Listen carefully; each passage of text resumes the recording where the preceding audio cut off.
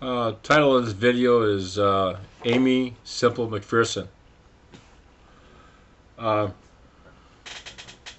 think a word of, I don't know, maybe encouragement, possibly a clarification about who Amie Simple McPhearson is. Amie Simple McPhearson somehow involved in ministry later part of the 19th century into the early part of the 20th century. She even had a big revival here in San Diego.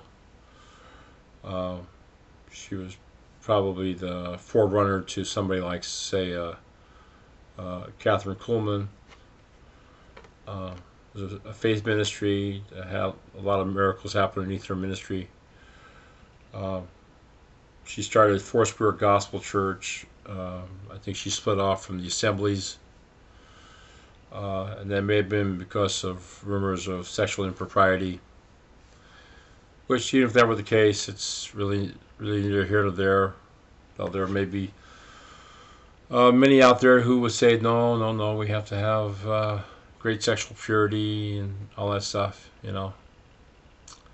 Well, when you get into her shoes and you're able to accomplish what she accomplished on that, then we'll see what you do. But to conjecture and point fingers is just armchair philosophy. It's meaningless. The other thing Amie McPhearson did during the course of her lifetime is she was able to feed a lot of homeless during the Great Depression, 25,000 to be exact. She got a hold of certain Army buildings or barracks or what have you, and she got them to be open, and she was able to feed and house. Imagine that 25,000 people. She, of course, probably had some help, some of her people that worked with her. But imagine that 25,000 people she accomplished by herself. And this was during the Great Depression, I guess, that ensued throughout the 30s.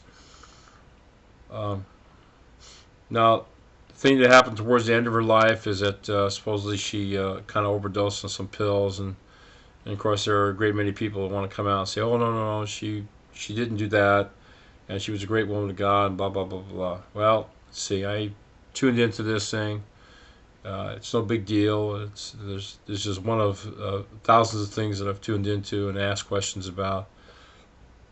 And what I got was that yes, she did commit suicide, but let's not detract from her accomplishment. And hopefully, those of you who are out there listening to this that are women or young ministries, don't be dismayed. Don't feel as though that because she fell or she killed herself, that makes her out of order, or that she went to hell, or she lost her position in God. You know, she just made a mistake. She's human just like the rest of us, and in fact, I'm even glad that she did. It did turn out that she did try to commit suicide and actually was successful. Not that I wanted her to die, or for that matter, but of course I wasn't around back then. She was long since dead, long before I came on the scene.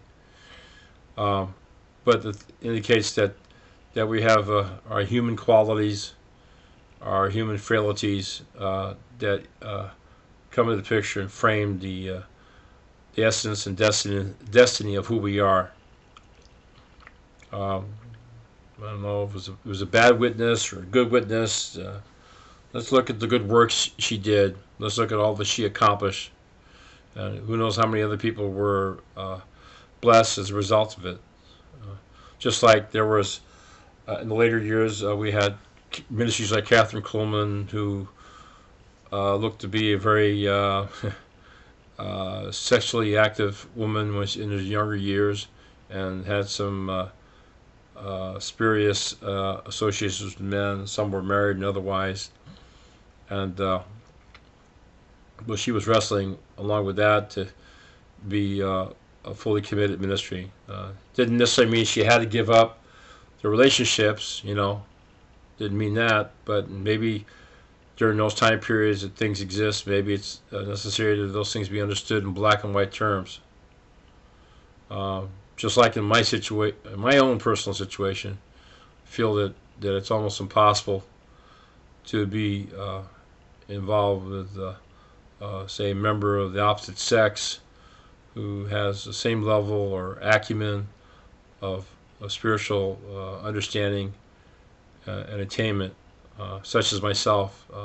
However, however, if something presents itself and comes across my path that makes some sense, then fine, then I'm all for it. But it has to be someone that's reasonably proficient, that's tuned in, prayed up, knows what it means to walk with God. Not going to be playing games. I play psychological and other kinds of issues. You know.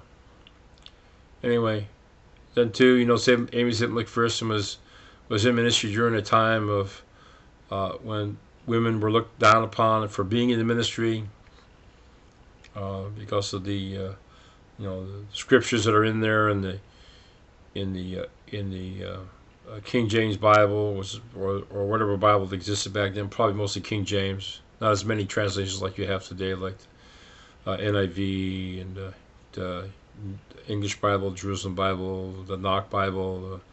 I mean, there must be about at least 100 of them. She was looked down upon for having been a female ministry. It was because of a misunderstanding about a woman suffered not a woman to teach. When it otherwise got found out, at least in my studies, shows that the woman is a symbolic reference to a learning ministry. In that sense, someone that's learning ought not to teach his teacher when that. You go to school, your first day of class, teacher tells you 2 + 2. You understand that. Wait, next session you're going to start teaching your teacher calculus. Not likely unless your name is Einstein or well, Einstein's not probably a good example, but you're somebody with some high caliber educational background, educational ability you're born with, then yeah, you might be doing that. So Amie McPhearson, organization is still alive today, it's still around today, called the Foursquare Gospel Church. I'm sure she has a number of ministries that have come out of there that have done a certain amount of good. And for you Christians out there who may think that, look at that, I mean, we're so far above her, Well, accomplish what she accomplished first, and then we'll see how far above you are.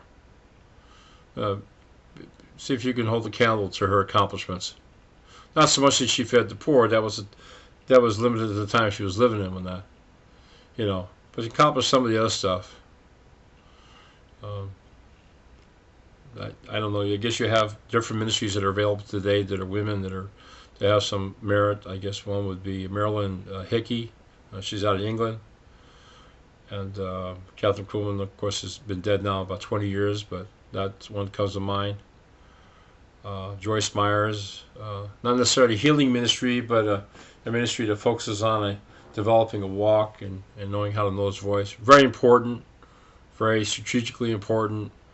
And it's the basis for all ministries to even be a ministry is to follow the outlines and patterns given by one such as Joyce Myers. Anyway, that's enough said.